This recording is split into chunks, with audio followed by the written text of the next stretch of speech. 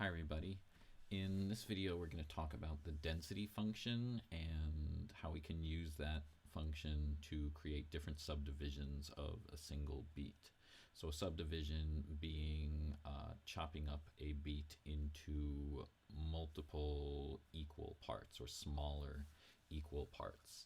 Now the density function is basically a block of code that runs a certain number of times that you specify, but when running it also sort of changes the BPM or multiplies the BPM by that number of times. And this basically takes the amount of time you have and cuts it up into smaller pieces and then does whatever it is you want it to do that many number of times within that single amount of specified space. If we start out just a single block of code, we're going to say density and then we have to give it a number. I'm just going to start with 1, and since it's a block we're going to use do and end, and then I'm going to do just a kick drum sample here, and I'm going to sleep for 1. Okay, so if I run this, it just runs 1 time. Okay, but now if I change this argument of density to 2, you hear it plays twice. And now not only does it play twice, but it plays twice within that 1 beat that we have specified here with sleep 1. So the way I like to think about it, and certainly other people might have different opinions about how they deal with this function, but basically this argument here that we're providing is going to cut up the number of sleeps that you have here into this many parts. So I usually like to just use the density function with a sleep of 1 because that makes it sort of a nice easy way to understand it. So now if I have density 2, I'm sleeping with 1, I'm going to get 2 sounds in the space of a beat. And if I do 3, I'll have 3 sounds still within the space of just 1 beat. I could do 4. I could do 6.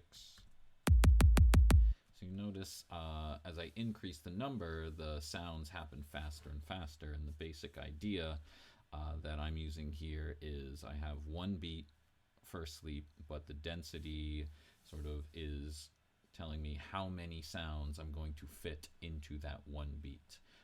So this can be really useful if you want to work with sort of asymmetrical or uneven sort of subdivisions, like say I want 7 sounds in a beat, so I can just run it like this and I get that effect.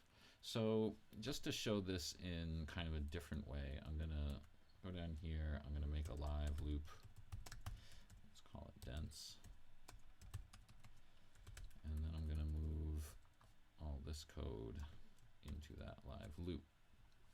Okay, and also just for reference sake, I'm going to do another live loop and call that metro. So I'm going to create kind of a metronome here, and this I'm just going to use sort of a sample. I use this same kick drum here, and I'm going to sleep for 1. I got to make sure I sync this with my loop here. Let's sync with dense. Okay, and then what I'm going to do here is I'm actually going to, instead of a drum sound, I'm going to do play. I'm just going to do like a scale. Do like a minor pentatonic scale here, and I'll just choose. We kind of get sort of a random thing. So I'm going to start with 2. So we have this live loop with a metronome, so this is going to keep track of every beat. So we're going to get a kick drum hit on every beat, and through this we can kind of start to hear how the density plays against that beat. So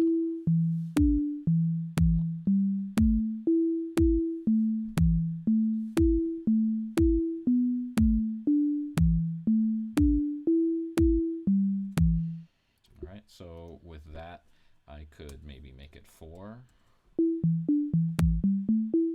So I hear 4 notes for every beat. I could do 6.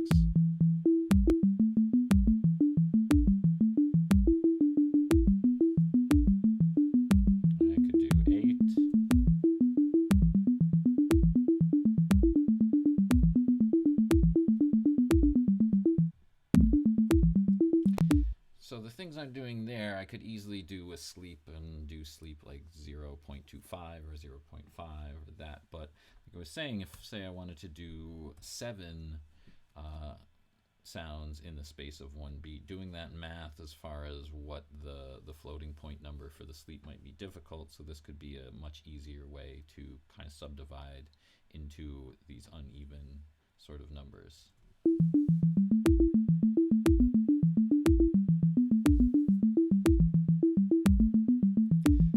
I could do maybe 11.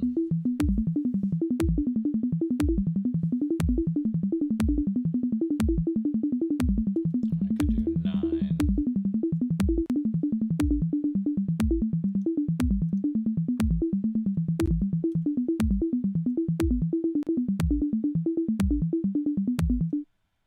So that's one of the things you can do with density, is really play around with those subdivisions. And or that, say I wanted to kind of switch things up a little bit, so I could just easily do a ring here, and maybe I want to do 4, and then I want to do 4, and then I want to do 6, and then I want to do 8, and then maybe, I don't know, I'll just stick with that for now. And so then we would get this.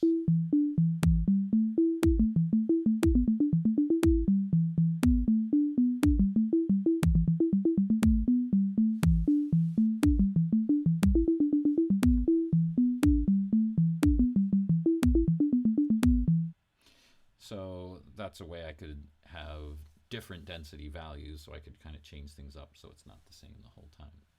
And I'm actually, in the next video, I'm going to show how we can kind of play around with that to make some trap drum hi-hat sounds using the density function. So that you can catch in the next video.